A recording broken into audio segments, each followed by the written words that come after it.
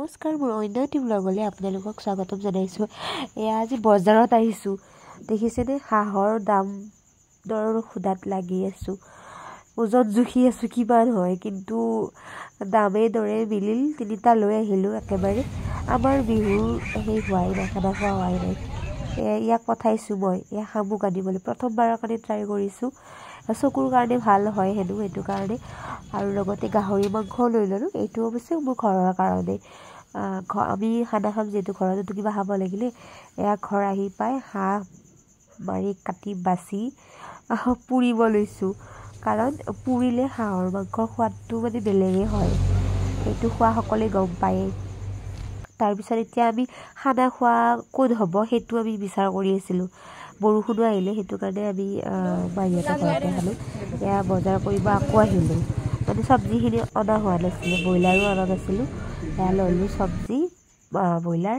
তাৰপিছত আৰু গোটেইখিনি যোগাৰ লৈ ল'লোঁ।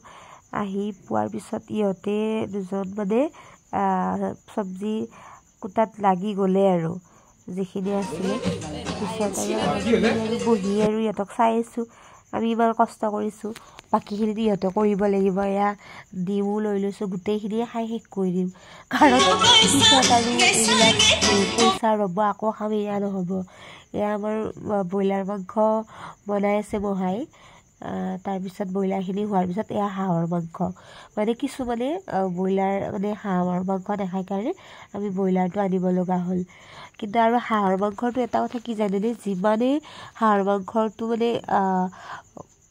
সিজাই থাকিলে মানে কালাৰ এটা আহে, আৰু সেইটো আহিলেহে মানে হাঁহৰ মাংসটোৰ বেছি সোৱাদ হয়। তো সময়ো লাগে হাঁহৰ মাংসত। তো ভালেই হৈছে। মোক অলপ খাই চাব দিলে।